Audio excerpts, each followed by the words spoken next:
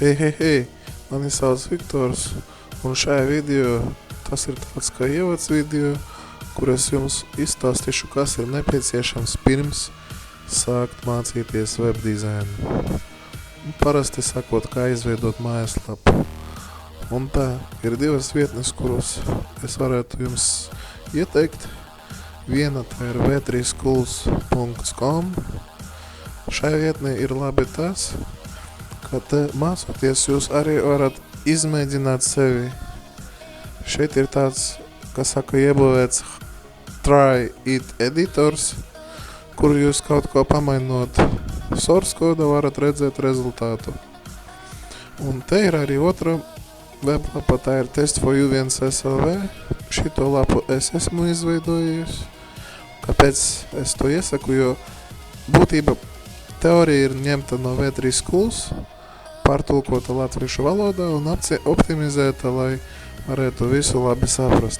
Protams, kas mana lapā ir forši, ka ir arī daži piemēri, reāli piemēri, kuri ir mazliet sarežģītāki. Pie tiem jūs tiksiet pēc tam un sapratīsiet, ko es gribēju, kas saka, tajā rakstā izstāstīt. Otrais, tas ir viens no vienkāršākajiem, bet ļoti daudzi par to nezina. Tas ir page view source vai view page source, atkarībā no pārlūka, kuru jūs izmantojat. Kāpēc tas ir laba tā funkcija? Piemēram, jūs ieraugat internetā kaut kādu weblapu, kuru jums ir baigi iepatikusies, bet jūs gribētu uztaisīt tādu pašu vai līdzīgu, tad ir tā iespēja view page source, kur jūs skatāties weblapas struktūru, kā tur viss ir organizēts, kādas tehnoloģijas tiek izmantotas, tālāk. Notepad++. Ja jau kādu laiciņu lietojat Windows, zināt, ka tur ir tāds Notepad editors, kur var veidot vienkāršus failus.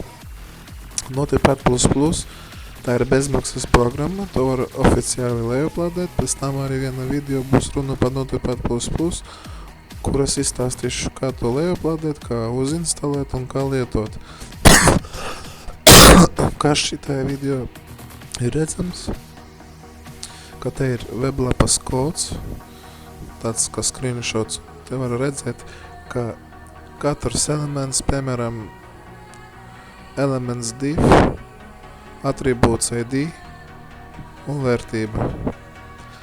Vai piemēram div klasa ir search box. Pa klasēm man ir atsevišķs raksts, bet arī pēc tam par to runāšu. Tālāk. Offline Explorer. Te es vienkārši ieliku screenshotu no interneta, bet pēc tam, protams, cik es atceros, ir Offline Explorer arī bezmaksas versija. To vienā no nākošajiem video es izstāstīšu, kur lejuplādēt un kā lietot.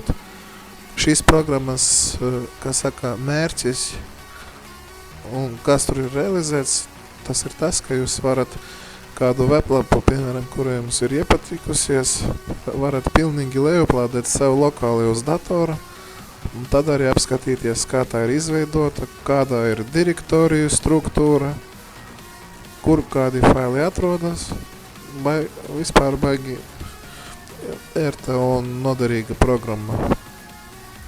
Un arī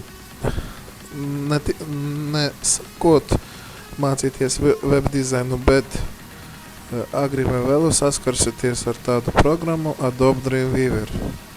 Ko tā dod?